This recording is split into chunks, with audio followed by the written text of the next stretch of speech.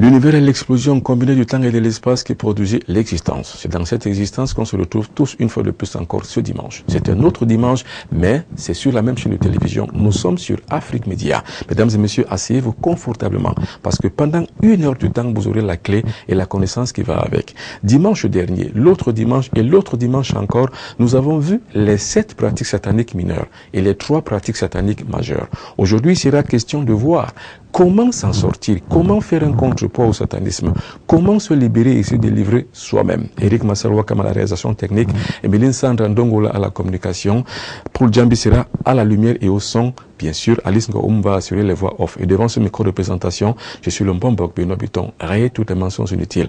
On m'appelle l'enfant prodigue. Je sors du centre magnétique et cosmique. Le lieu et la volonté de Dieu est connu. Attention, prêt pour le compte à rebours? 5, 4, 3, 2, 1...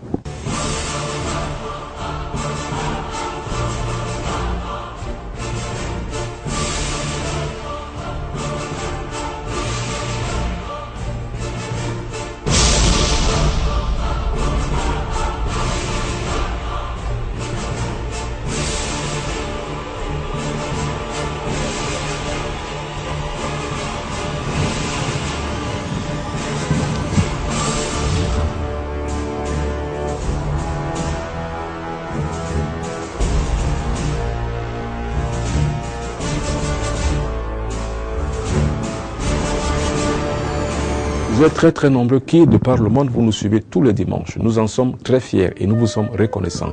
Nous savons que la connaissance que nous exécutons sur la grande des chaînes africaines va vous permettre de vous libérer des contingences matérielles extérieures et sataniques. C'est pour cela que nous avons fait la vocation de Carrefour des Mystères, un cheval de bataille pour la reconstruction d'un nouveau corps de sciences spirituelles africaines. Mesdames et messieurs, une fois de plus, merci. Vous avez donc beaucoup écrit, vous avez beaucoup réagi. Vos réactions nous ont fait beaucoup plaisir. Et ici et maintenant, par la voix d'Alice Ngoum, on va essayer de vous répondre à vos préoccupations. Notre pugnacité s'est heurtée à votre sensibilité mystique. Ainsi, pour ce combat que nous menons contre le satanisme, vous vous êtes porté volontaire à faire équipe avec nous. Nous vous en sommes reconnaissants. Carrefour des Mystères a la vocation d'éclairer les masses sur les pratiques occultes qui échappent aux pesanteurs sociologiques. Il y a beaucoup de règles sociales, il y a beaucoup de réalités sociologiques, il y a beaucoup de pesanteurs sociologiques que les uns et les autres ignorent. La vocation de Carrefour des Mystères donc est de pouvoir échapper à l'ignorance, c'est-à-dire que faire permettre aux uns aux autres de participer à la reconversion des consciences spirituelles africaines et surtout de pouvoir barrer la voie à l'ignorance. Au cours de cette édition, nous reviendrons sur les différentes autres pratiques sataniques. Mais aussi, nous allons vous donner la parole ou plutôt lire les différents messages et témoignages que vous nous avez envoyés. Nous allons les lire et tenter d'apporter des réponses à vos questions. Et d'ailleurs, même nous allons beaucoup vous encourager à nous écrire la plupart du temps. Ça permet que vous-même vous exaugiez vos connaissances et nous aussi, ça nous permet de voir si le but est atteint. Notre but, c'est simplement justement de faire savoir. Et votre but, c'est de comprendre et d'apprendre. Stan Adjovi de Cotonou au Bénin, vous nous avez envoyé une lettre d'encouragement pour notre engagement au combat contre le satanisme. Merci. Mais aussi votre question porte sur l'utilisation de l'hexagramme solaire. Le Mombok vous répond. Bonjour Stan, bonjour à vous toutes et à vous tous qui nous faites confiance et qui nous regardez tous les dimanches sur Afrique Média à travers Carrefour des Mystères. Bonjour à Cotonou, bonjour à tout le Bénin tout entier. Alors maintenant pour répondre à votre question, comment utiliser donc l'hexagramme solaire? Voilà, l'hexagramme solaire est simple, nous avons dit que c'est une figure à 6 branches. C'est 6 branches et ces 6 branches sont consécutifs maintenant à la réalisation de vos projets et de votre vœu. Ça peut être un vœu de pouvoir réussir, ça peut aussi être un vœu de pouvoir combattre les forces maléfiques. Quoi qu'il en soit, voilà comment vous faites. Vous tracez donc soit sur le sol, soit sur un tapis l'hexagramme solaire. Ou alors vous le faites fabriquer par votre menuisier du quartier. Ainsi vous lavez cette figure. Et puis maintenant vous pouvez le déposer par terre ou alors vous tracez l'hexagramme solaire par terre. Maintenant à l'intérieur de cet hexagramme solaire, vous tracez le monogramme de feu. Et à l'intérieur donc de ce monogramme de feu, vous mettez et vous posez vos 2 pieds. Et à partir de ce moment donc là, vous commencez maintenant à lancer vos vœux ou alors à travailler votre propre libération. Et nous avons dit toutefois, vous pouvez le faire avec une tierce personne, votre femme, votre soeur, votre mari ou alors votre voisin. Place maintenant à Poche des Amoris du Sénégal. Vous vous demandez pourquoi il y a tant de souris et de cafards dans vos WC. Pourtant, comme vous l'indiquiez, vous avez déjà tout fait. Des séries de désinsectisation, mais rien n'y fait et vous voulez savoir quoi faire. Bonjour à Maori du Sénégal. Merci beaucoup de votre question. Alors maintenant, comprenez que dans vos WC, si vous avez donc maintenant l'apparition de tout ceci, c'est-à-dire que les souris, les cafards et autres, alors faites d'abord dératiser et faites alors désinsectiser. Mais si juste là, rien n'est fait, alors ça veut dire que forcément, vos WC sont attaqués par un totem. Alors maintenant, qu'est-ce qu'il faut faire? Il faut d'abord définir la nature du totem. Ça peut être les cafards, les souris, les serpents bois, les moustiques et les chouettes ou alors les hiboux. Maintenant, que faut-il faire dans le WC? Ce qu'il faut donc faire, c'est simple. Vous prenez, comme nous l'avons dit, du carbure. C'est très important. Vous allez dans une quincaillerie, vous payez du carbure. Vous payez l'acide à brûler. Acide à brûler. Vous payez aussi du sel. Vous payez enfin du javel. C'est ce que nous avions dit. Et une fois que vous avez les 4 éléments chimiques, vous les mettrez donc dans le WC. C'est-à-dire que par exemple, si vous avez un puisard, vous les mettez dans un puisard. Maintenant, ceux qui ont des WC et des latrines très traditionnelles, ils le plongent directement dans les latrines traditionnelles. Mais quoi qu'il en soit, vous avez les 4 éléments chimiques qui vont faire l'affaire. Vous les laissez reposer pendant 3 jours. Donc, personne n'use de ces toilettes pendant 3 jours afin que le travail soit fait et que vous détruisez complètement toutes ces formes maléfiques. Quant à Oban Adepoulet Marcel de Libreville au Gabon, il veut savoir comment réagir à toute attaque mystique par télépsychie, quelle protection utiliser. Bonjour à Poulain Marcel Obam de Libreville au Gabon. Bonjour à vous toutes et à vous tous qui nous regardez de ce côté-là. Ça nous fait beaucoup plaisir. Maintenant, nous allons tenter d'apporter une réponse à votre question. Vous voulez savoir quelle est la protection la plus requise pour pouvoir se protéger contre les attaques sataniques? Eh bien, là, c'est une bonne question. Maintenant, ce que vous allez faire, c'est avoir une photo.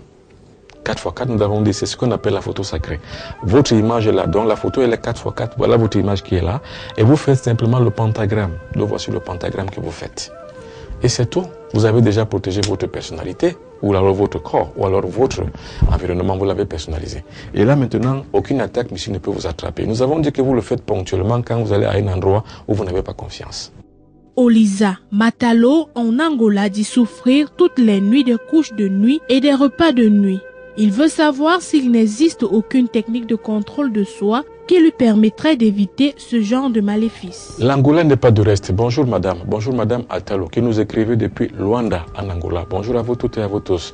Maintenant votre question est de savoir comment éviter les repas de nuit. C'est simple. Vous avez donc les repas de nuit. Vous cherchez dans votre pays, donc dans votre environnement, une plante sacrée, quelle qu'elle soit. Au Cameroun, la plante la plus sacrée de toutes les autres plantes, c'est le roi des herbes. Mais dans votre pays, forcément, vous avez une plante très sacrée. Vous la prenez donc cette plante sacrée, et puis vous allez donc, si vous êtes une femme, vous allez donc la piler, laver d'abord, piler d'abord, et puis ensuite, vous faites une ovule que vous allez mettre dans le vagin. C'est tout, vous êtes une femme. Vous êtes un homme, c'est simple. Vous creusez cette plante-là. Vous la lavez, cette plante-là, et puis maintenant, vous l'écrasez et vous la mettez dans un seau d'eau, vous lavez. Là, vous vous prévenez. Mais maintenant, si vous avez un repas de nuit conséquent, c'est-à-dire vous avez mangé la nuit, en rêve, le matin, dès que vous vous réveillez, prenez 3 cuillères à soupe d'huile rouge. 3 cuillères à soupe d'huile rouge quand vous vous réveillez le matin. Ça doit être un réflexe pour vous. Maintenant, si c'est les couches de nuit, forcément, faites également la même chose, parce que repas et couches de nuit vont de pair. Jean-Jorel Kemfa Kabafoussam au Cameroun remercie l'exposé du Mbomborg et assure que ses émissions sont de véritables thèses bien soutenues. Il lui en remercie. Quant à Simba Seydou, le Guinéen, il veut savoir comment pratiquer le rituel de la flamme bleue. Réaliser la flamme bleue, c'est tout simple. C'est-à-dire que dans une chambre rituelle, voilà votre chambre rituelle là, vous avez les 4 murs là. Voilà vos 4 murs. Vous mettez donc sur les 4 murs le tissu bleu. Bleu marine. Tissu bleu marine. Alors, sur les 4 murs. Et maintenant aussi, vous disposez donc sur les 4 murs également, dans les 4 coins, les bougies bleues. Toujours bleu marine. Et puis à l'intérieur, vous vous placez là, habillé en robe bleue, avec une bougie bleue. Et vous invoquez la flamme bleue. Or, la flamme bleue, comme nous l'avons dit, c'est fait soit pour chasser les forces maléfiques, soit pour les combattre à distance, soit pour les détruire et ça pour les guérir. Aurélie Samba Diallo, au Mali, se demande comment peut-on échapper en prévision aux pratiques sataniques majeures. le totem et le spiritisme. Le spiritisme, c'est quoi? C'est une pratique où les gens sont à au moins six personnes autour de la table qui s'asseyent comme des pratiques maléfiques. Ils font donc des incantations sataniques sur un individu, sur une personne. Comment donc faire pour pouvoir ne pas être atteint par ces personnes-là? C'est simple. Il faut simplement, pour la plupart des cas, avant de dormir la nuit, de mettre de l'huile rouge sur votre corps. L'huile de palme, ça suffit. Je dis bien, contre les forces maléfiques des spirites, il faut simplement se oindre d'huile rouge chaque fois qu'on dort la nuit. Et là, les attaques mystiques des forces maléfiques du spiritisme ne peuvent pas vous atteindre. Tanga Rodrigue, étudiant en 3e année médecine, pose le problème de rationalité dans les propos du Mbombok, qu'il respecte d'ailleurs. Retenez vos ardeurs, Rodrigue. Le Mbombok vous parlera plutôt de la théorie des complexités qui redéfinissent le mode de la connaissance moderne. Une théorie dite intégrante et universelle qui tient compte des réalités intrinsèques. Bonjour Rodrigue, je vous ai très bien compris. Vous posez plutôt là une question de sympathie scientifique. Ça veut dire que du cartésianisme. Alors, je sous-entends que vous êtes comme un bon scientifique, un cartésien de la bonne époque. Mais maintenant, il faut savoir que les époques changent. Les époques du cartésianisme sont déjà révolues. Maintenant, on commence à parler de plus en plus de complexité. Ça veut dire quoi? Ça veut dire que ce qu'on sait, on le sait, parce qu'on l'a testé scientifiquement. Mais ce qu'on ne sait pas, on le teste, c'est-à-dire que par initiation. La seule réponse que je peux vous donner pour cette complexité entre initiation spirituelle, mystique et spirituelle et le scientifique, c'est-à-dire que et le cartésianisme, il n'y a qu'un pas. Et c'est ce pas qu'on appelle la recherche. Je vous appelle donc à la recherche pour mieux comprendre ce que c'est que la spiritualité. Continuez de nous regarder sur la meilleure des chaînes, la chaîne panafricaine Afrique Média. Vous ne serez pas dessus. Carrefour des mystères, une fois de plus encore, jette le pavé dans la mare et contre-attaque les forces sataniques qui sont en présence et en fait un rapport de force. Et ce rapport de force, je vous assure, est toujours remporté à chaque étape et à chaque époque par les forces de la lumière ambiante. Aujourd'hui donc, nous allons tenter de vous parler d'autre chose, les tactiques défensives.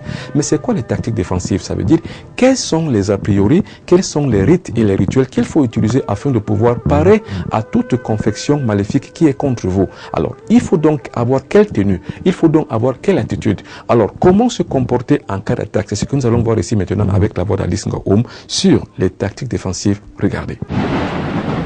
Il y a des affections maléfiques qui ne devraient pas nous attraper si seulement nous savions. Mais l'ignorance est le maître mot de notre existence, d'où nous devenons victimes potentielles des satanistes. S'il y a l'une des plus graves maladies que l'humanité ait jamais été atteinte, justement, c'est l'ignorance. L'ignorance est une factorisation du mal que nous avons en nous, mais à l'extérieur de tout ce que nous faisons. C'est-à-dire que nous vivons, mais sans savoir pourquoi on vit. On se lève le matin sans savoir si on va dormir le soir. L'ignorance de nous-mêmes, l'ignorance de la connaissance du monde, l'ignorance même de l'émancipation de la conscience humaine vers Dieu, c'est une grave maladie. C'est que vos conseils nous éclairent beaucoup. J'avoue que depuis que nous vous suivons, nous avons un autre regard sur la vie et des idées nouvelles sur nos concepts spirituels. Ici, nous parlons des tactiques défensives. Qu'est-ce que cela veut réellement dire? Ça veut simplement dire que comment faire de façon réflexe pour pouvoir enrayer une force maléfique qui attaque. Qu'est-ce qu'il faut faire? Quelle attitude adopter? Quel regard avoir? Quel passe magnétique faire afin que vous ne soyez pas atteint des forces maléfiques, des satanistes qui vous regardent tous les jours et qui vous attaquent tous les jours, soit à travers votre propre physique, soit à travers vos ombres. Qu'est-ce qu'il faut donc faire? Vous parlez de tactiques au pluriel. Est-ce à dire qu'il y en a plusieurs? Ils sont nombreux, ils sont légions. Ça veut dire quoi? Les tactiques sont en adéquation avec justement l'attaque. C'est-à-dire que la tactique défensive est proportionnelle à l'attaque. Toute attaque produit une réaction. La réaction donc de celui qui attaque, c'est qu'il veut vous faire du mal. Or, la réaction de vous qui vous défendez, c'est pour pouvoir renvoyer le mal à l'envoyeur. Mais comment donc le faire? C'est ce que nous allons tenter de voir. Nous pouvons les éplucher un à un. Car là est l'enjeu de notre existence sur les réalités cosmogono-cosmologiques. Car s'il y a un voile qui nous a empêchés d'aboutir à la connaissance de ces choses, c'est l'ignorance. Or, la nature a tout prévu. C'est-à-dire que vous et moi, qui vivons sur ce monde, la nature a prévu pour nous tout ce qui est contradictoire à l'ordre du contraire. Ça veut dire quoi? Ça veut dire que tout ce qui existe a son contraire. Une maladie a son contraire, donc sa guérison. Forcément, également, aussi toute attaque mystique a justement son point de retour. Son contre-avoutement et sa contre-attaque. Maintenant, il faut savoir, il faut connaître, il faut comprendre. C'est pour ça qu'il y a la nécessité au 3e millénaire de tout individu vivant dans ce monde d'avoir une forte initiation spirituelle afin de pouvoir sortir de l'ignorance. Pourtant, de nombreuses petites choses peuvent nous sauver la vie et même nous mettre hors de portée des attaques mystiques. C'est cette compilation que nous trouverons sur le reportage intitulé « Tactique défensive ». Il faut que toute pratique ait une action qui produit une réaction. La racine de tout mal réside dans l'intention de l'envoûteur. Donc, il faut être capable de découvrir l'intention chez votre ennemi et avoir un réflexe de contrôle de ses pensées et anticiper par une réaction rapide. Il y a deux catégories de personnes au monde. Il y a les bourreaux et il y a les victimes. Les bourreaux ne dorment pas. Imaginez-vous l'adage populaire qui dit que l'ennemi ne dort jamais. Mais par contre, la victime dort. Il y a un proverbe de chez moi au Cameroun qui dit « Le veilleur a tué le dormeur ». Ça veut dire que celui qui dort, on le tue. Même les textes sacrés sont clairs, ils le disent. Restez éveillés à la prière. C'est une convention spirituelle de pouvoir comprendre qu'il faut rester en état d'éveil. Et j'ai toujours dit que si on vous abat mystiquement, ça veut dire que le tort vous revient. Donc c'est à vous de vous réveiller afin de pouvoir toujours avoir une réaction rapide face à l'adversité. Tout dépendant de la force de frappe qu'on a et du conditionnement de son esprit à réagir. Pour cela, Bombok, que faut-il disposer? La force de frappe qu'il faut avoir, c'est ce qu'on appelle un esprit dressé. Votre esprit doit être dressé. Dans toutes les grandes écoles spirituelles et mystiques du monde entier, la première chose qu'on apprend aux disciples, c'est l'esprit dressé. Et c'est pour ça que moi, ici présent, je le dis à haute voix, je condamne tous ceux qui font des forces maléfiques, des pratiques maléfiques. Mais surtout aussi, pour les victimes, je les assigne à pratiquer des pratiques qui leur font avoir un dressage de l'esprit. Par exemple, je conseille toujours à mes disciples de faire ce qu'on appelle les arts martiaux. Parce que par l'art martial, vous pouvez arriver à avoir un mental de fer. C'est-à-dire que vous avez une foi que vous réveillez et qui vous permet de pouvoir résister avec un esprit dressé. Plus concrètement, dites-nous maître, quelle réaction avoir face à un adversaire? Petit a, un adversaire qui nous attaque avec un regard influençant. On peut appeler ça par un regard maïtique. Donc, dans le but de pouvoir vous subjuguer. Et la subjugation, c'est voudrait dire l'hypnose. Quelle est donc la réaction qu'il faut avoir pour pouvoir détruire, enrayer totalement par une passe magnétique toute atteinte à votre propre psychologie, à votre propre subconscience, c'est-à-dire qu'à l'hypnose? Qu'est-ce qu'il faut faire? Il faut simplement faire ça. Donc quand vous avez un individu qui vous regarde grandement ouvert les yeux dans vos yeux, ne regardez pas, non. Ne clignez pas non plus les paupières, mais simplement faites une passe comme ça. Vous enrayez son influence magnétique qu'il a sur votre regard. Petit b, un adversaire qui nous attaque par télépsychie, que faire puisqu'on le verra dans les rêves? Par télépsychie, donc c'est-à-dire que par déportation de son propre corps pour pouvoir arriver à vous nuire à vous-même. Vous savez, vous avez beaucoup de corps, plusieurs corps, un individu a plusieurs corps en lui. Il y a un corps que le sataniste s'est sorti de lui afin de pouvoir aller subjuguer l'individu qui dort la nuit, par exemple dans les couches de nuit ou dans les voyages de nuit. Qu'est-ce qu'il faut donc faire en ce temps-là? Il ne faut pas s'éloigner. Quand vous avez donc une présence de quelque chose de ce genre-là qui vient vous étouffer quand vous dormez, c'est simple. Ne dites même rien, ne parlez même pas. Soufflez simplement, c'est tout. C'est tout. C'est une tactique défensive qui va permettre que cela puisse partir. Mais il faut beaucoup s'entraîner à cela. Avant de dormir, emmagasiner dans votre subconscience qu'en cas d'étouffement et en cas d'attaque, vous allez souffler. C'est tout. Voilà une tactique défensive. En cas de couche de nuit et repas de nuit, que faire? C'est simple aussi. Avant de dormir la nuit, il faut d'abord se mettre l'huile rouge sur le corps. Je vous assure que l'huile rouge ne conduit pas les forces maléfiques. L'huile rouge est un antidote qui chasse les forces maléfiques, les ondes négatives maléfiques. Elle les chasse. Donc il faut mettre toujours pour cela des couches d'huile rouge sur le corps avant de dormir. Et aussi, au réveil du matin, lavez-vous toujours avec le sel. Ça permet que vous puissiez donc maintenant déperdir toutes les forces maléfiques qui viennent vous attaquer pendant que vous dormez la nuit. Et aussi, sous votre lit, mettez toujours une bassine pleine d'eau salée. Voilà une bassine d'eau pleine salée. L'eau est pleine, il y a le sel à l'intérieur. Alors, ceci donc va vous permettre que celui qui vient vous envoûter la nuit, il va se noyer dans un océan salé. Que faire s'il nous attaque par dédoublement de son corps et par voyage astral? Vous entendez comme un jet de sable sur votre toit. Ça veut dire que là, à ce moment-là, votre maison est un peu comme une station-service des voyageurs de nuit. C'est-à-dire qu'un avion de nuit s'est posé sur votre toit de la maison. Alors, quand vous entendez ça, ne vous y méprenez pas. Faites seulement l'allumage d'une bougie rouge. Mettez la bougie rouge au centre de votre maison, donc de votre chambre, là où vous avez entendu le jet de sable, au centre, vous allumez cette bougie rouge. C'est tout et vous dormez tranquille. Ça veut dire que la force, l'émergence de cette vibration de la bougie rouge va brûler toutes les ondes négatives qui se posent sur votre toit de la maison. C'est une tactique défensive. Par voie de fait, c'est-à-dire en cas d'envoi d'une flèche mystique. Alors, ça se retrouve la plupart du temps au Bénin. On appelle au Bénin les jacatous. Les flèches de nuit, comment donc s'en débarrasser? Déjà, de toute façon, si vous en êtes victime, ne vous y prenez pas. Simplement, prenez seulement la coque de la cola. Vous connaissez ce qu'on appelle le noix de cola. Le noix de cola vient justement dans un étui. Vous prenez seulement cet étui, donc plusieurs étuis comme ça, vous les pilez, vous les mettez à chauffer, vous ajoutez le sel et vous ajoutez aussi ce qu'on appelle le soufre jaune. Je dis bien, étui de cola. Donc, il y a une coque de cola qui peut être comme ça, environ comme ça, je crois. Vous prenez ça beaucoup. Vous les pilez, vous ajoutez le sel et vous ajoutez aussi le soufre jaune. Le soufre jaune, on le vend dans tous les marchés d'Afrique. Une fois de plus, vous avez donc mis ça là. Vous portez à ébullition, donc vous faites chauffer cette eau. Donc vous lavez donc de cette eau chaude. Je dis bien, avec cette composition, vous chauffez cette eau et vous lavez. Que faire alors lorsqu'il s'agit d'un sort jeté? Quelle tactique utiliser en cas d'attaque avec totem et spiritisme? Les gens s'asseyent la plupart du temps assis autour d'une table, commencent à faire des incantations contre les autres. Alors quand vous êtes donc victime de ça, on a dit que c'est simple. Vous vous mettez simplement de l'huile rouge sur votre corps. Maintenant, si vous avez un totem dans votre ventre, qu'est-ce que vous allez faire? C'est simple. Il y a des gens qui ont des totems dans leur ventre. Même les femmes ont des totems dans leur appareil génital. Qu'est-ce qu'il faut faire? Au cas où c'est un serpent, la plupart du temps c'est un serpent qui est dans le ventre. Qu'est-ce qu'il faut faire? Il faut simplement boire ce qu'on appelle totem. Mais ce qu'on appelle, vous allez boire l'huile rouge, plus le citron, plus le gingembre,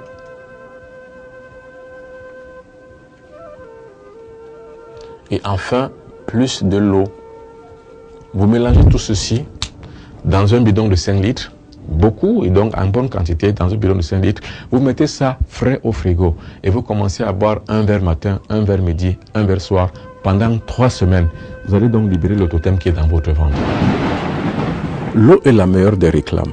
L'eau est le fond baptismal le plus puissant, c'est-à-dire que l'eau est la substance énergétique de l'univers, donc l'un des 4 éléments qui sont les plus usités et les plus utilisés pour les cadres même d'exorcisme.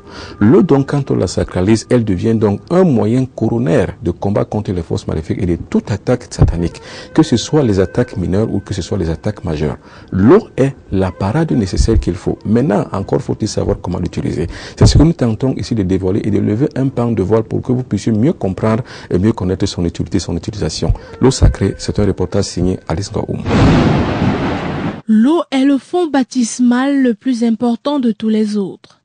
C'est l'un des agents de purification les plus indispensables qu'il soit. L'eau s'impose à la nature déchue comme un régulateur utile au perfectionnement de la vie. Et bien entendu, l'eau est le fond baptismal le plus secret.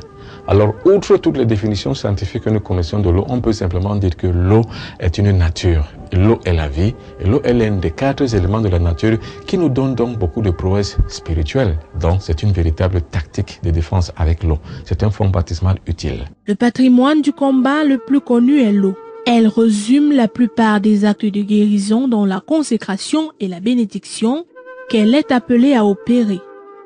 Toute chose qu'on doit bénir, toute chose qu'on doit consacrer se fait avec de l'eau.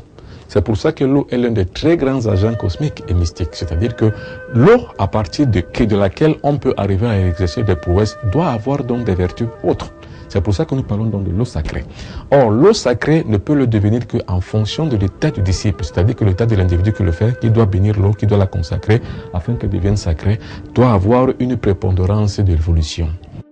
La dimension spirituelle de l'eau se fait sentir dans les applications d'un certain type de traitement auquel elle participe. Notons toutefois que l'eau participe à la construction de tout rite et rituel de façon efficace et indispensable. Eh bien, c'est pour ça que de tout rite qui puisse exister dans ce monde, de tout rituel qu'on peut pratiquer, on ne peut pas la faire sans eau. Donc l'eau est une inéluctabilité spirituelle, mystique et cosmique. Bref, dans toute pratique spirituelle, ou alors dans toute pratique d'exorcisme, ou bien dans toute quelle autre pratique, l'eau ne manque pas sur la table rituelle, parce que l'eau est une utilité indispensable. Par son action réfrigératrice et régénératrice, l'eau tempère l'action du cosmos sur les affaires du monde. En fait, par sa puissance et son pouvoir sur les élémentaux, l'eau influence toute entité contraire à l'éthique spirituelle. Tout esprit maléfique reste impuissant devant l'eau magifiée du fait de son élévation à une autre dimension de valeur par la consécration et la bénédiction. Et le principe primaire de l'eau, c'est la consécration et la bénédiction. C'est-à-dire quoi? L'eau en elle-même doit être bénie et consacrée afin qu'elle puisse avoir des vertus autres. Et comme on dit, afin qu'elle puisse devenir cette autre chose que ce qu'elle était avant.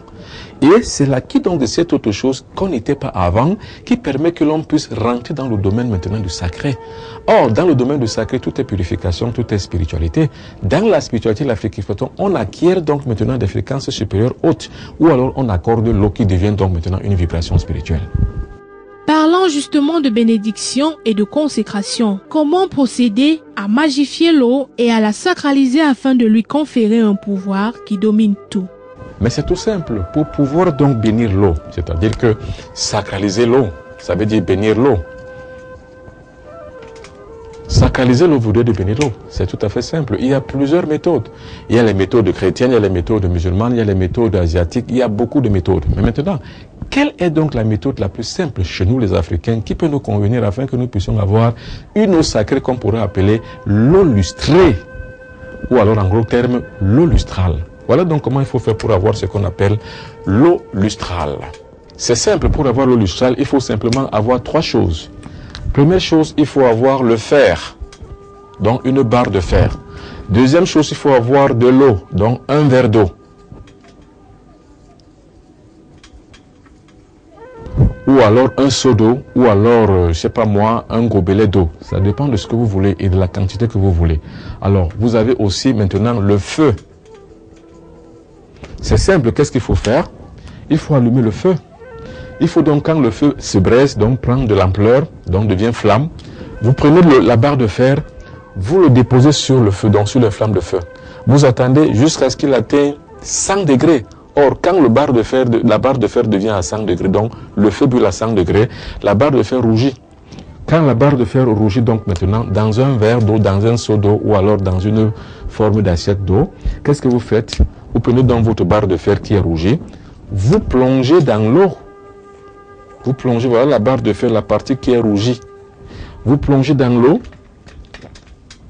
et vous dites donc maintenant une incantation mystique et spirituelle qui est ancienne. Que la passion s'éteigne en toi, comme la chaleur de cette fer s'est éteinte en cette eau. Je reprends. Que la passion s'éteigne en toi, comme la chaleur de ce fer s'est éteinte en cette eau. Il faut avoir les oreilles. Il faut avoir ce qu'on appelle la clairaudience pour comprendre une fois. Et il faut aussi avoir ce qu'on appelle la clairvoyance pour voir une fois. Ceux qui ont la clairvoyance et la clairaudience, ils ont les yeux et les oreilles pour voir et comprendre. Merci Mbombok.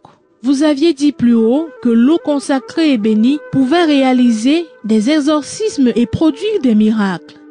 Pouvons-nous avoir des clés qui ouvriraient la porte du secret de l'eau sacrée? Alors maintenant, à quoi peut donc nous servir l'eau lustrale?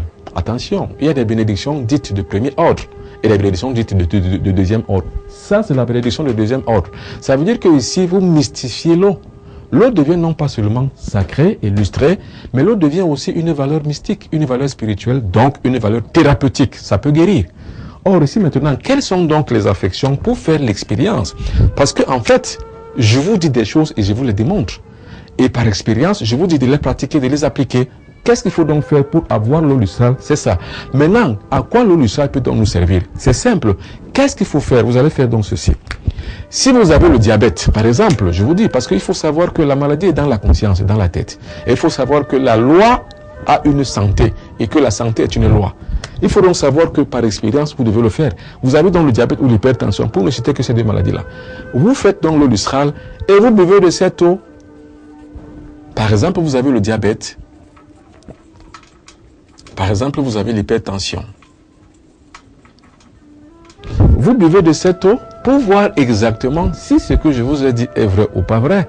C'est par expérience que vous le faites et maintenant vous comprendrez. Il n'y a pas que ça. Il y a aussi, par exemple, si vous avez quelqu'un qui est malade, un maléficié chez vous, par exemple. Si vous avez même un malade quelconque, de n'importe quelle maladie, que ce soit une maladie naturelle ou que ce soit une maladie surnaturelle, vous pratiquez la même règle. Et là, donc, maintenant, vous comprendrez si M. Benoît Bétan vous dit la vérité ou il vous ment. C'est par expérience. L'eau sacrée serait donc une eau précieuse magifiée qui apporte soulagement et guérison à certains maux incurables et achroniques relevant des mauvais sorts, maléfices et attaques mystiques de tout genre. Et bien entendu, ça, c'est un véritable secret.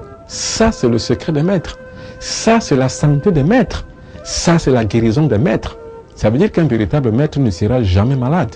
Un véritable maître saura toujours comment se soigner lui-même.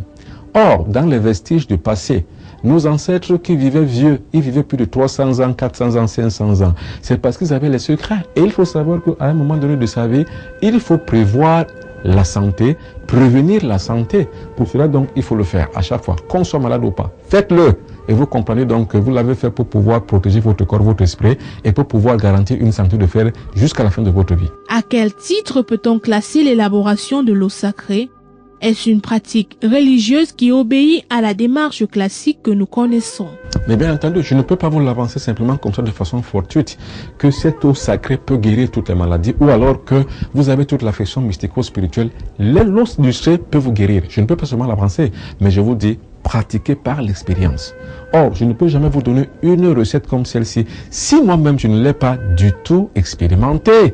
Parce que le vrai maître dit toujours ce qu'il pense et dit toujours ce qu'il a fait par expérience par lui-même. Ce qui nous amène à la conclusion selon laquelle les pratiques spirituelles de grande envergure n'appartiennent pas à une obédience religieuse, encore moins à une élite. Tout le monde peut réaliser des actes à ce niveau, à condition de se mettre en condition spirituelle.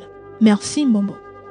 Mais bien entendu, n'allez pas croire qu'il n'y a pas d'autres formes de bénédiction d'eau, ou alors les autres formes de bénédiction ou de consécration d'eau sont futiles et banales. Mais je dis, il y a deux types de catégories, il y a deux types de banalisation des choses, mais il y a aussi deux types de consécration et de bénédiction des choses. Ça veut dire quoi? Il y a un type de premier ordre, il y a un deuxième type de deuxième ordre. Ça, c'est pour le deuxième ordre. Ça veut dire quoi? Ça veut dire que c'est une formule secrète des grands maîtres, qu'on ne tire que dans les grands grimoires sacrés secrets.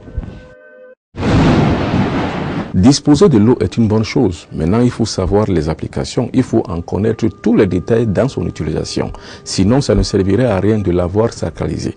Alors, l'eau sacrée, donc, comment on l'utilise? La plupart du temps, on l'utilise pour l'aspersion, d'un côté. De l'autre côté encore, on peut l'utiliser pour le bain. Et c'est encore beaucoup plus probant parce que quand on utilise l'eau sacrée pour le bain, on lave, on nettoie son aura, on se purifie, on se lève donc en mode vibratoire. On se connecte aux réalités substantielles supérieures. On quitte de la contingence matérielle inférieure à la contingence spirituelle supérieure. L'eau donc à travers le bain que voici, il va vous servir. Le bain fait partie des purifications tous azimuts de notre corps, qu'il soit utilisé pour les guérisons ou pour les exorcismes. Le bain constitue une forte puissance d'attaque et de contre-envoûtement tenace contre les pratiques sataniques. En général, le bain est un agent de fortification du corps. Ça veut dire qu'un corps qui est par exemple malade, qui a atteint une asthénie générale, on peut arriver à le relever physiquement, c'est-à-dire qu'on peut aller le redonner des forces en faisant le bain spécial. Mais pas seulement.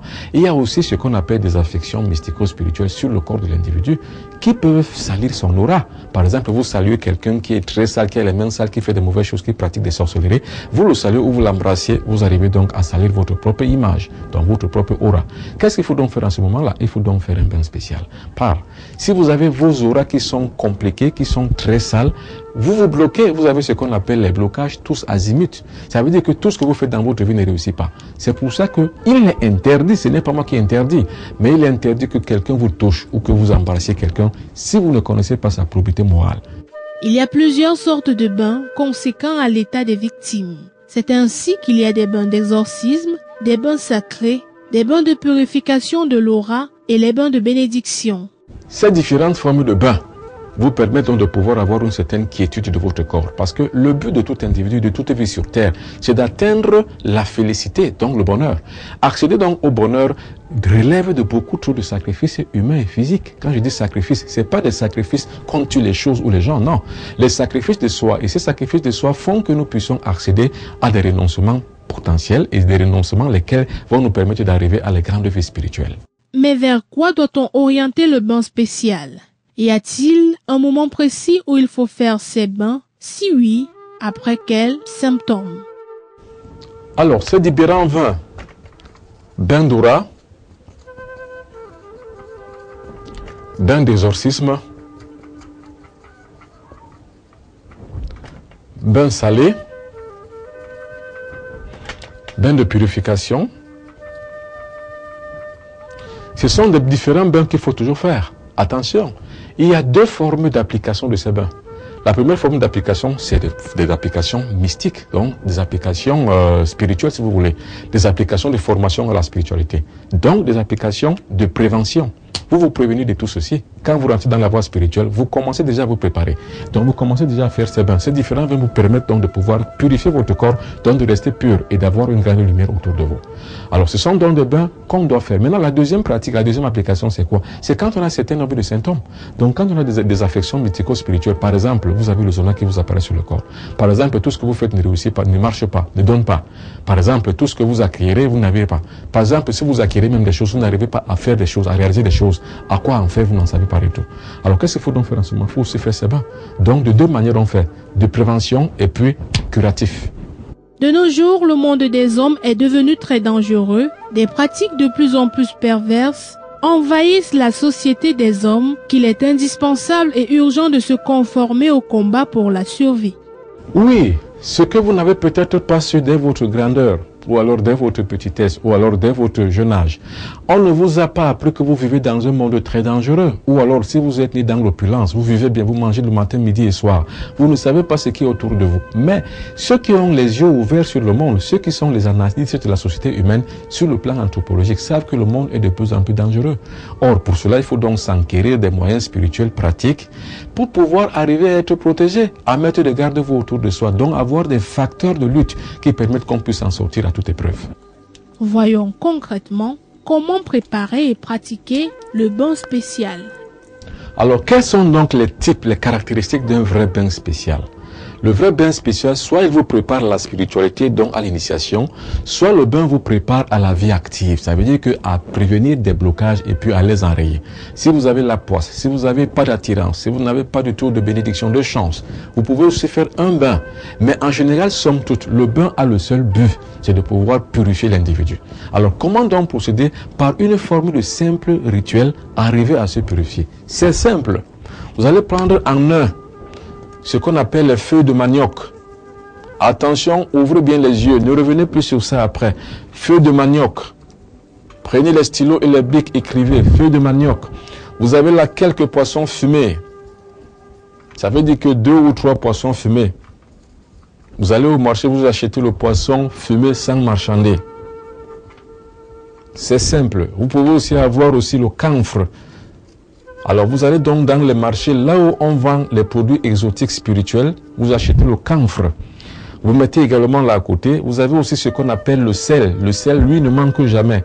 Attention, vous avez aussi ce qu'on appelle le soufre jaune. Ça ne doit pas aussi manquer. Le soufre jaune. Alors vous allez dans n'importe quel marché africain, il y a toujours le soufre jaune. Alors tout ceci donc, vous le mettez dans un seau d'eau.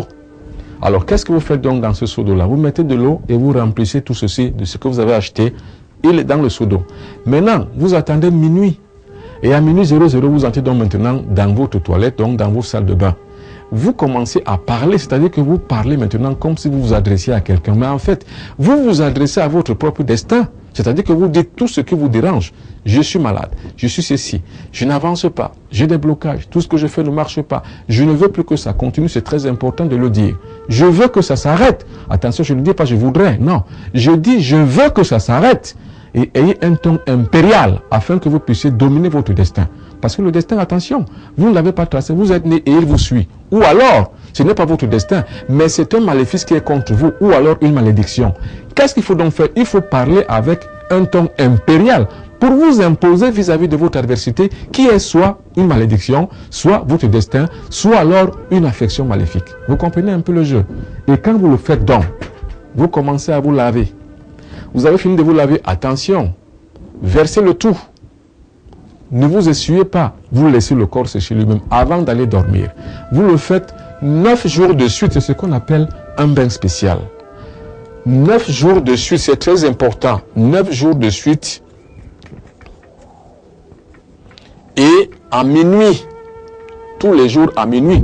Et attention, vous n'avez ni rapport sexuel et vous vous mettez en condition de jeûne. Et vous n'avez ni dispute avec vos voisins. Il faut que vous soyez conforme à la concentration spirituelle qui vous permet de réussir à un rituel sacré. Le bain spécial est un rituel sacré. À bon entendeur, salut. Je résume. Prendre un seau neuf ayant été acheté sans marchander et verser de l'eau. Ajouter du sel, du poisson fumé, du camphre et les feuilles de manioc.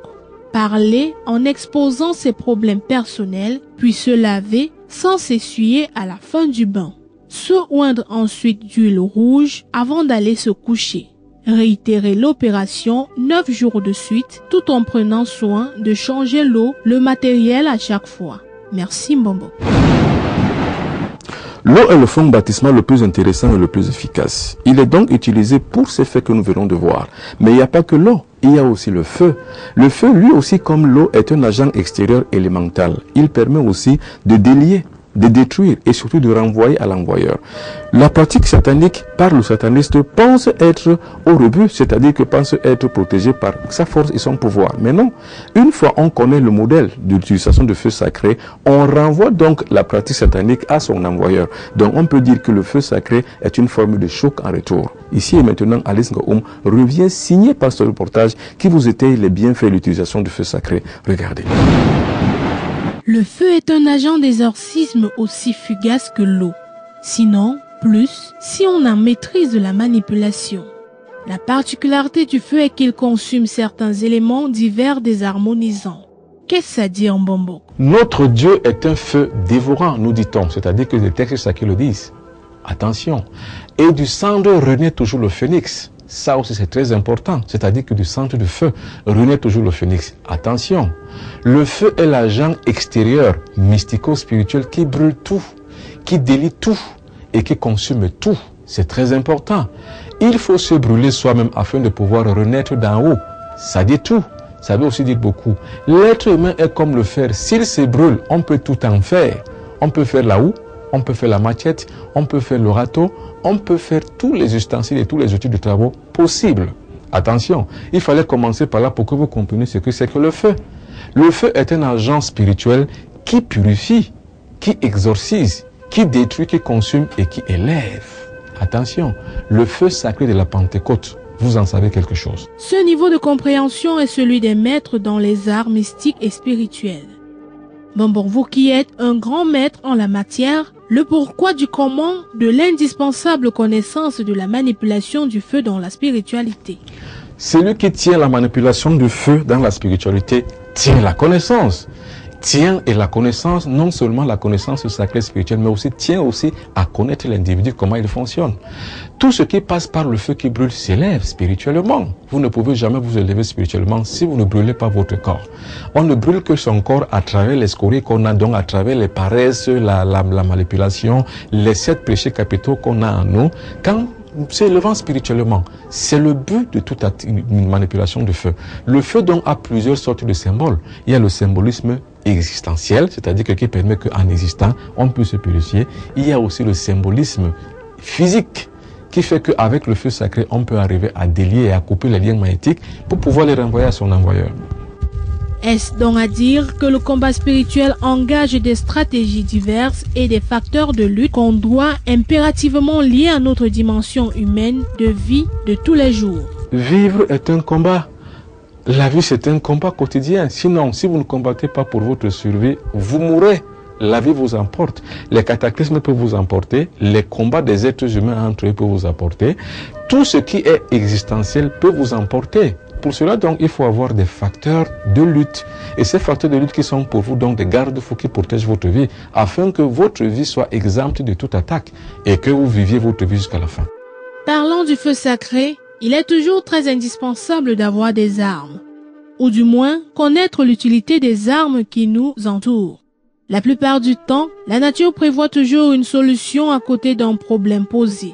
La nature dans sa splendeur a mis des valeurs forces qui nous entretiennent dans nos différentes déroutes mystico-spirituelles.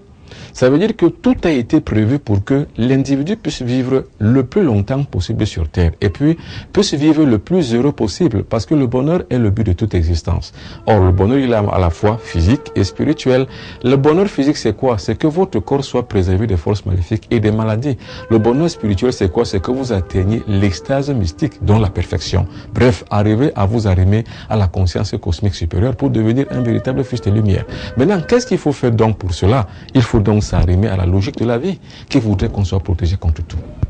La connaissance du feu sacré, l'une des armes les plus puissantes de lutte contre le satanisme, est à connaître et à appliquer en cas d'attaque. Le feu a une double réaction, ou alors on peut dire que le feu a une double définition. La première définition, elle est spirituelle. C'est-à-dire que c'est spirituel. Or, vous allez comprendre par spirituel dans le feu ou bien le feu de la spiritualité, c'est quoi? C'est qu'on brûle toutes les scories, on brûle tous les péchés, on brûle tous les égos que nous avons en nous, mais par le feu. Et en ce temps, donc, le feu qui est interne peut agir, parce qu'il doit agir. En fait, il a été placé en nous pour agir, pour détruire donc toutes nos valeurs inférieures afin de pouvoir atteindre le plan spirituel. Maintenant, il y a également un deuxième aspect. B. Nous avons ce qu'on appelle le feu d'exorcisme. Et ce feu d'exorcisme, lui, détruit tous les liens maléfiques. C'est pour ça qu'il faut avoir la connaissance de l'utilisation du feu. Feu en tant qu'agent spirituel qui permet qu'on puisse détruire, donc, comme un aspect potentiellement thérapeutique. Cet aspect potentiellement thérapeutique permet que, avec un cas de satanisme patent, on arrive à le détruire avec le feu. Venons-en au fait, Mbombok. C'est quoi le feu sacré? Est-ce un feu comme les autres et qu'on sacralise? Est-ce le nom de baptême d'un rituel? Est-ce une simple stratégie de lutte à mettre en place? Qu'est-ce vraiment, Mbombok? C'est le deuxième aspect, c'est-à-dire que c'est le feu d'exorcisme, le feu sacré. C'est pour ça que ce reportage, nous l'appelons le feu sacré. C'est ça qui nous intéresse. Justement, pour tout ce qui a été cité, ça sert à ça. Ça sert à purifier, ça sert à chasser, ça sert à guérir et ça sert justement à donner voix et vie. Maintenant, comment donc faire pour pouvoir y arriver? Il faut simplement savoir allumer le feu. Donc, prendre soit une assiette et y mettre du charbon et allumer pour que ça fasse un feu incandescent. Et une fois on a ce feu incandescent, pour le bénir, il faut prendre du sel et y jeter. Une fois on a jeté du sel donc dans ce feu incandescent, on le purifie par des paroles. Et je vous ai dit que dans la spiritualité africaine, on ne lève pas les bras au ciel pour prier Dieu. Non, on est Dieu soi-même. Le sel et le feu sont Dieu. En fait, maintenant, qu'est-ce qu'il faut simplement faire? Il faut élever ce sel et ce feu ici, simplement à la dimension cosmique et spirituelle. C'est pour ça qu'on parle de bénédiction et de consécration. Il faut donc consacrer ça. C'est-à-dire, ce feu qui brûle là, 1. Bénir. 2. Consacrer. Une fois que vous avez béni et vous avez consacré, le tour est joué, votre feu est devenu le feu sacré. En application, le feu sacré signifie l'utilisation d'un principe d'exorcisme et de combat contre les forces maléfiques. À la différence que l'utilisation du feu sacré garantit la destruction, voire même la perte de l'ennemi. Ici donc maintenant, il ne s'agit pas simplement de guérir ou de détruire le maléfique. Il s'agit de détruire l'envoyeur. C'est-à-dire que celui qui vous envoie une attaque mystique ou alors celui qui envoie à une victime des attaques mystiques, il ne faut pas non seulement guérir la victime, mais il faut aussi renvoyer l'attaque. Et comme j'ai dit, en général, en règle générale, dans l'art martial de la vie, le retour est proportionnel à l'envoyeur. C'est-à-dire quoi? Ça veut dire que celui qui envoie, on le renvoie de la même manière et avec la même efficacité, la même vivacité. Parce que en fait, celui qui vous envoie veut votre mal, veut votre perte. Mais vous aussi, vous le lui renvoyez pour qu'il voie si la perte d'un individu est humain et bien.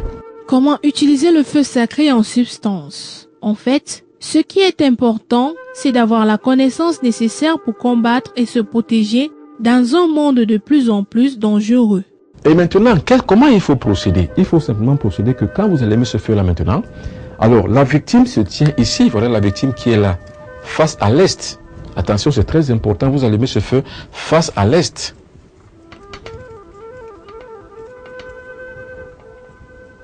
Et la victime qui est face à l'est commence maintenant à faire des incantations individuelles et personnelles sous forme d'oraison.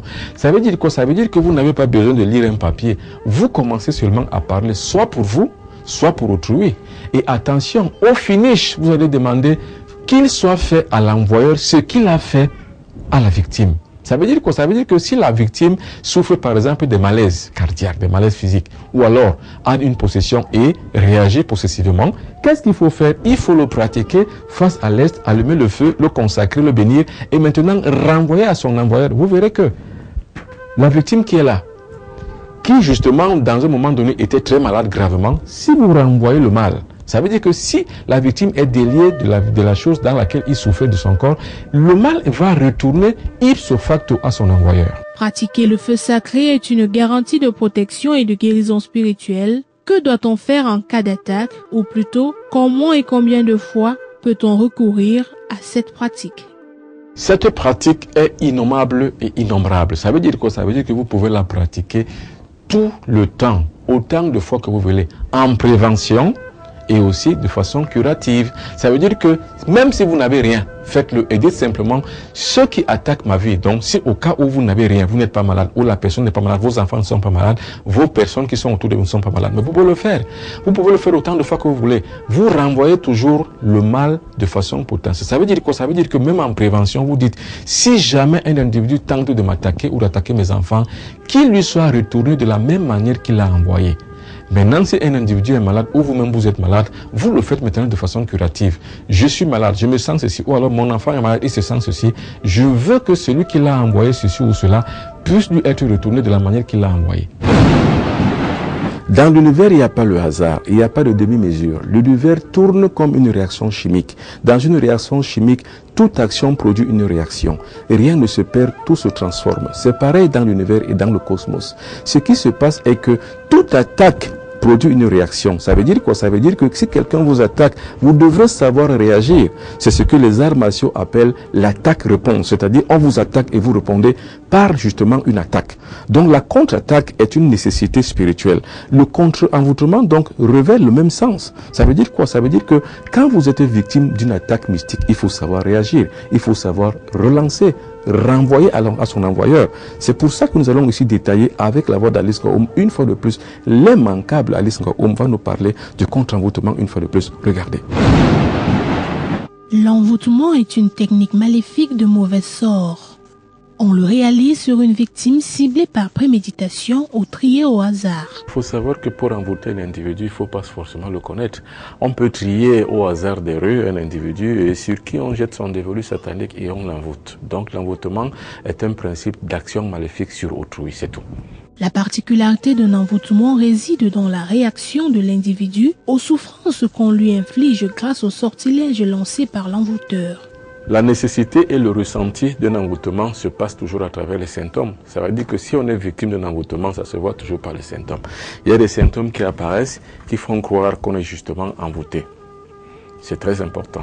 Il existe un arc électrique entre l'envoûteur et sa victime, une espèce de câble qui les relie dans le monde astral, ce qui permet la soumission du premier sur le second. Dans le principe de l'envoûtement, il y a l'envoûteur qui est là et il y a l'envoûté aussi qui est là. Entre les deux, il va se créer un lien parasympathique qu'on appelle l'arc électrique. C'est-à-dire quoi? L'envoûteur envoie et l'envoûté reçoit. Ça permet donc qu'il y a ce lien-là.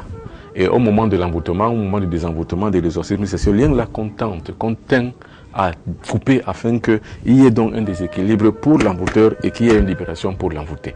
Il existe 3 catégories d'envoûtement relatifs à 3 modes opératoires distinctifs les uns vis-à-vis des autres. Premièrement, les envoûtements mineurs dont le but est de causer quelques petites maladies comme le zona, les entorses, les apparitions cutanées. On pose la plupart du temps le maléfice sur le chemin de l'envoûté. Or, l'envoûteur en a donc après l'envoûté et il pose donc sur son chemin un maléfice, un sortilège. Lequel sortilège, le seul maléfice, l'envoûté va venir traverser et une fois il a traversé, il va avoir des apparitions sur son corps. Ça, ce sont les envoûtements mineurs. Alors, on peut donc rencontrer le zona, le gonflement, les éruptions cutanées et les entorses. Mais attention, certains symptômes comme le zona ne sont pas toujours signes d'envoûtement. Ça peut aussi être signe et présence d'une infection dans le sang. Il faut donc faire attention. Chaque fois que vous avez le zona, ne croyez toujours pas qu'on vous l'a lancé. Allez dans un centre hospitalier, on va vous faire un prélèvement sanguin, on va découvrir peut-être que vous avez une infection. Deuxièmement, Les envoûtements moyens, dont le but est de causer certaines affections graves du système psychosentimental, comme l'envoûtement d'amour ou les troubles mentaux. Oui, ici, l'envoûteur est à distance avec l'élément ou le témoin de l'individu à envoûter. Ça veut dire qu'on peut avoir votre cheveu, on peut avoir également aussi votre salive, on peut avoir votre photo afin qu'on puisse arriver à vous avoir. C'est pour ça qu'il faut toujours se garder de ne pas laisser sa photo n'importe où et n'importe qui ne doit pas prendre votre photo, ni vous prendre en photo. Et aussi, il ne faut pas aussi donner vos témoins, vos ongles, vos cheveux à n'importe qui. Et ne vous laissez jamais coiffer par n'importe qui, afin qu'on ne puisse pas ramasser un de vos cheveux ou bien un de vos témoins quelconque afin de pouvoir y faire une pratique maléfique d'envoûtement. Enfin, les envoûtements majeurs dont le but est de jeter les mauvais sorts puissants entraînant la paralysie, la folie, les maladies graves et incurables comme le diabète, l'hypertension, le cancer et même pouvant entraîner la mort. À distance, toujours, par télépsychie, c'est-à-dire qu'au moyen d'une incantation, ici, l'envoûteur est à distance et vous envoie une incantation avec les forces maléfiques et souvent avec les mauvais esprits qui viendront donc maintenant vous attraper ou bien alors vous causer des torts, les multiples torts que lui, il aura dessinés sur vous. Donc il faut aussi faire attention, c'est pour ça qu'il faut se purifier. Il faut se réveiller, il faut éveiller son esprit afin de pouvoir protéger son propre corps. Car s'il arrive quelque chose à votre corps, il vous sera demandé cela, que qu'avez-vous fait pour vous protéger? Mais toute action entraîne une réaction. L'action de l'envoûteur sur une victime entraîne automatiquement la perte du premier si le second sait se défendre. Car en partant du principe de l'arc électrique créé entre les deux, on peut reprojeter l'action dans son sens inverse. Maintenant, le contre-envoûtement n'est autre chose qu'on renvoie directement à l'envoyeur tout ce qu'il a fait. Attention, le contre-envoûtement, c'est que vous envoûtez quelqu'un, mais on vous renvoie le même envoûtement que vous avez fait. C'est ça la technique de contre-envoûtement en général. C'est bien évidemment ce phénomène spirituel qu'on appelle le contre-envoûtement, c'est-à-dire une attaque contre l'envoûteur à partir de ses propres éléments. Ici, dans le contre-envoûtement, on vous envoie exactement les mêmes armes que vous avez utilisées, avec un effet boomerang, c'est-à-dire que ce que vous avez envoyé à autrui, c'est la même chose qu'on vous envoie. En fait, c'est le karma qui s'accomplit, mais sauf que ce karma, il est provoqué par le désenvoûteur, c'est-à-dire que par l'exorciste. Avec les techniques d'exorcisme, on coupe simplement le lien parasympathique et le lien d'affection par l'acte électrique qui existe entre l'envoûteur et l'envoûté. Quand on le coupe donc, on renvoie par ricochet tout ce que l'envoûteur a fait sur l'envoûté. Les prouesses de tout exorciste résident dans sa capacité à connaître tout genre de méthodes de guérison. Maintenant, voyons un peu comment adapter un contre-envoûtement sur les 3 catégories d'envoûtement. En général, les envoûtements mineurs sont faits avec les éléments de la terre. On attrape ces sorts en le traversant. Comment faire un contre-envoûtement si par exemple on vous a lancé le zona, on vous a lancé par exemple une attaque qui va paralyser vos pieds ou alors vous avez traversé des maléfices qui ont fait en sorte que vos pieds ont gonflé et commencent à pourrir. Qu'est-ce qu'il faut faire dans ce cas-là? Il faut simplement mettre du sel sur ses pieds. Quand je dis sous ses pieds, ça ne veut pas dire que vous les mettez sur les blessures ou alors sur les endroits où vous êtes malade. Vous mettez une masse de sel sous vos pieds. Donc vous mettez une masse de sel et vous montez dessus. Une fois que vous êtes dessus, vous faites une incantation de choc en retour. Ça veut dire quoi? Ça veut dire que vous dites par exemple, je suis un tel, je souffre de ceci ou de cela. La personne qui m'a envoyé ceci ou cela le ressent dans son corps. C'est simple. Vous avez fait un contre-envoûtement. Ou alors, si vous, praticien, vous voulez renvoyer l'envoûtement qu'un individu subit, avant de commencer tout traitement, il faut d'abord renvoyer, donc faire un contre-envoûtement. Car le contre-envoûtement est le prémisse de tout traitement spirituel et de tout exorcisme. Dans la deuxième catégorie, l'envoûteur fait des incantations qui enveniment la vie de la victime qui est troublée. Alors quand un individu est donc troublé mentalement et que vous avez fait toutes les pratiques médicales mais rien n'a donné, il faut donc maintenant se référer au fait que peut-être l'individu a été envoûté à la deuxième catégorie, donc pas l'envoûtement moyen. Qu'est-ce qu'il faut faire donc dans ce cas-là? Vous devez donc entrer dans une chambre. La chambre doit être complètement noire. Et dans cette chambre, il faudra mettre maintenant une bassine d'eau. L'eau doit être pleine. Vous plongez donc les pieds du patient dedans. Une fois que vous avez plongé les pieds du patient dedans, la chambre est toute noire, donc ça veut dire que ça doit être dans l'obscurité. Donc ce sont des choses de soir, quelle que soit l'heure. Vous plongez donc ces pieds dans la bassine pleine d'eau. Une fois que vous avez plongé ces pieds dans la bassine pleine d'eau, vous dites simplement que qu'il soit retourné à celui qui l'a envoyé. La même chose, c'est tout. La troisième catégorie est plus grave et dangereuse. Ici, on jette le mauvais sort à distance et à l'aide de certains instruments de culte comme le couteau magique ou baguette magique. Ça veut dire que la troisième catégorie de ces envoûtements, généralement, c'est pour causer la mort, en général. C'est-à-dire que là, on le fait véritablement pour nuire à autrui jusqu'à l'extrême degré, donc jusqu'à causer peut-être sa mort. Maintenant, quand vous voyez qu'un individu est là, comme ça, on a tout fait, rien ne donne, et que peut-être l'individu va passer l'arme à gauche, il faut faire vite. La seule chose qu'il faut faire là maintenant, il faut trouver l'huile d'olive. Pour faire le contre-envoûtement, trouver l'huile d'olive. Vous lui embaumez tout le corps avec l'huile d'olive. Et à chaque fois que vous avez fait un membre, le membre supérieur par exemple, la tête, les épaules, les bras, vous dites qu'il soit retourné à l'envoyeur ce qu'il a fait à un tel ou à une telle. Vous prononcez son nom. Vous faites également des membres inférieurs, donc les pieds. Vous dites pareil, qu'il soit retourné à celui qui l'a envoyé le même mal. Et vous faites également sur le torse. Vous dites également pareil, qu'il soit retourné à celui qui l'a fait le même mal, exactement comme il l'a fait. Donc, voyez donc que les contre-envoûtements ne sont pas aussi compliqués que ça. C'est seulement par ignorance que nous mourons. C'est parce que nous ne savons pas du tout grand-chose. Toutes ces techniques sont nécessaires pour combattre toute attaque. Au regard de ce que vous avez vu sur les contre-envoûtements, vous avez vu que le sataniste en général n'est pas si fort que ça. Il joue seulement de la conscience de l'individu et puis il a la manipulation consciente. C'est cette manipulation consciente qui lui donne donc la force, le pouvoir, parce qu'on croit qu'il est fort, mais en général le sataniste n'est pas fort. Nous allons donc voir maintenant comment de fil en aiguille, si on élève son esprit, on va arriver à des sons de plus en plus élevés. Et le plus grand de tous les sons qui sont le plus élevés, il y a l'akasha. L'akasha, c'est un effet sonore qui sort des vibrations supérieures dont on pourrait appeler le plan des maîtres divins initiateurs invisibles. C'est eux qui sont nos principaux initiateurs. C'est eux qui nous apportent la connaissance. Quand on s'accorde à leur son, alors ce son donc là, c'est lui que les judéo-chrétiens appellent le verbe divin. Et c'est ce que les asiatiques appellent le son Om. Revenons donc sur le son de l'akasha avec la voix d'Adisco Om. Regardez. Allez puiser la connaissance au fond de soi, découvrir la vérité ailleurs qu'ici, c'est le plus grand voyage qu'on puisse effectuer. Voyager dans l'espace et le temps sans contrainte matérielle est l'œuvre mythique des filles et fils de la lumière. Et comme nous l'avons dit, l'akasha, c'est une dimension spirituelle, c'est-à-dire que c'est un niveau dans l'échelle des convenances, des fréquences spirituelles de plus en plus hautes jusqu'à l'infiniment grand. Arriver donc à un accord parfait avec une fréquence, on arrive donc à atteindre ce qu'on appelle l'akasha. Et une fois on est dans l'akasha, on a les oreilles ouvertes, on a la clairaudience, on comprend ce qu'il faut comprendre des forces spirituelles et de la connaissance spirituelle, de la voie de l'élévation spirituelle qui permet qu'on arrive à la perfection et à l'extase mystique. C'est donc ce qu'on appelle l'akasha. Maintenant, les voies de l'akasha nous permettent de comprendre par ce que nous pourrons appeler les maîtres initiateurs invisibles. Ce sont ces maîtres initiateurs invisibles qui nous donnent donc le son Om.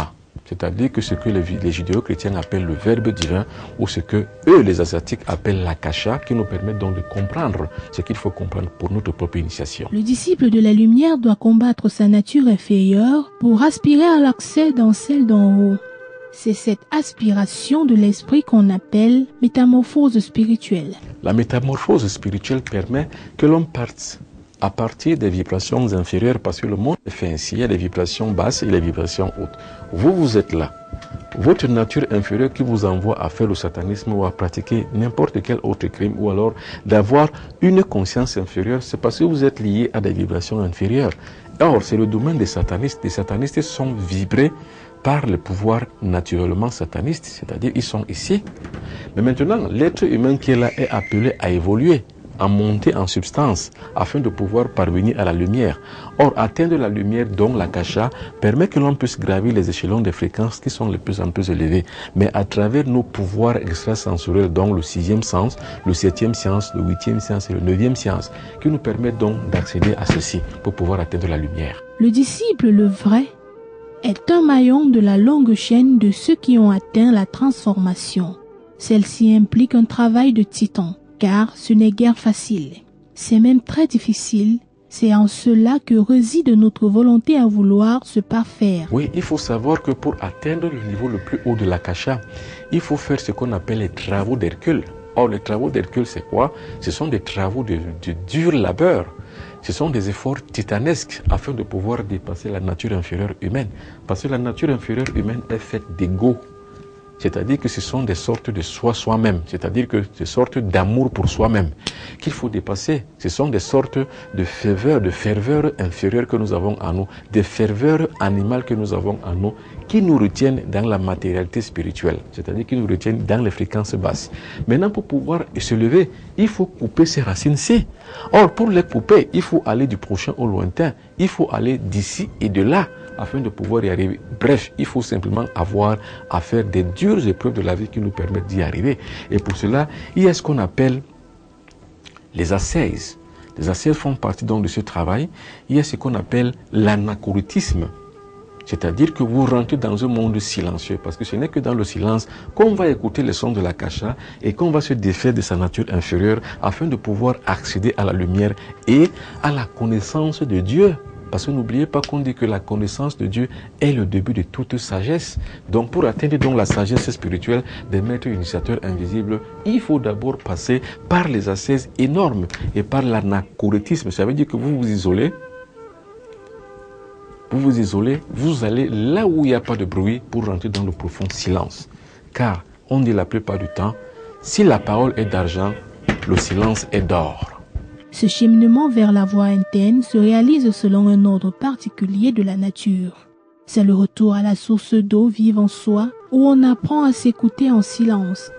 Apprendre à s'écouter, c'est-à-dire qu'aller maintenant dans les profondeurs de son esprit. Il faut savoir que la véritable âme, la véritable église, la véritable forteresse, le véritable temple du divin, c'est en nous-mêmes, c'est dans notre esprit. Et il faut savoir que nos esprits, ou bien notre esprit humain, a beaucoup de vertus. Pensez-vous, pour tous ceux qui lisent des textes sacrés judéo-chrétiens, on parle des 7 dons de l'esprit. Alors ce sont donc ces dons de l'esprit qui sont nos talents les plus fervents à l'intérieur de nous-mêmes. On ne les trouvera jamais nulle part ailleurs qu'en nous-mêmes. Si on s'accorde donc à des fréquences supérieures, nos talents vont se décupler en plusieurs. Et quand nos talents se décuplent, on devient utile pour l'humain, pour l'humanité tout entière, pour la nation tout entière et pour le cosmos tout entier. C'est pour ça qu'on dit qu'une lampe, quand on l'allume, on ne la met pas sous le boisseau, mais on la met sur la table afin qu'elle puisse illuminer le monde. Et là, ça ne peut se faire qu'à travers ce qu'on pourrait appeler une métamorphose spirituelle. Cette métamorphose spirituelle est l'initiation en tant que telle qui permet qu'on puisse accéder aux valeurs spirituelles hautes, aux fréquences les plus supérieures pour aller de l'infiniment petit à l'infiniment grand.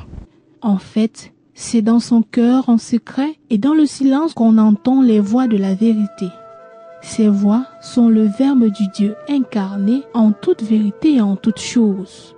Aucune voix humaine ni intelligible soit-elle ne saura vous parler comme celle du cœur. Personne n'est jamais rien.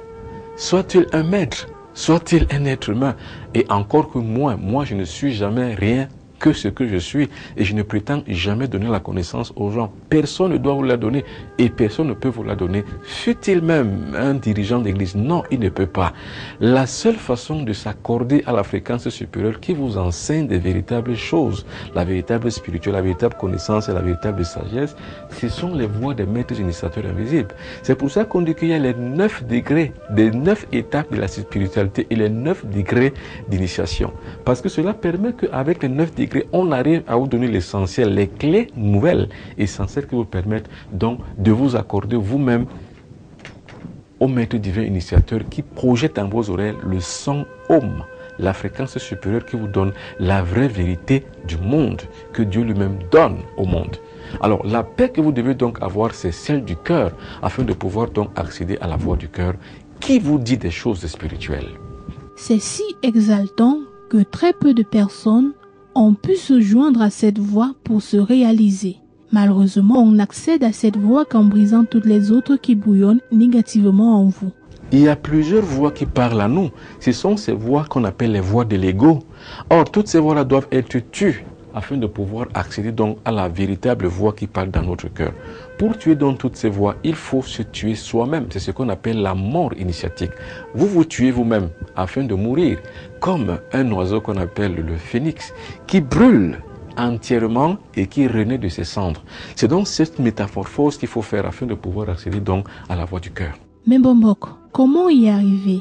Comment parvenir à cette félicité spirituelle, à l'extase mystique? Arriver à communiquer avec nous-mêmes, à atteindre la kasha, la vibration suprême. La vibration système qu'on appelle l'akasha, comment y accéder donc? C'est de pouvoir travailler et cultiver à chaque fois le silence. Vous isoler est une forme de vie que vous atteignez et vous allez accéder dans ce qu'on appelle la voie de l'ermite. L'ermite, c'est qui? C'est celui qui a atteint le profond silence, qui s'isole la plupart du temps, qui a atteint le silence en fait. Quand vous atteignez le silence, vous avez le son de l'akasha et aucun humain ne peut vous le donner, ce son. Il n'y a que le silence qui vous fait appartenir à l'akasha.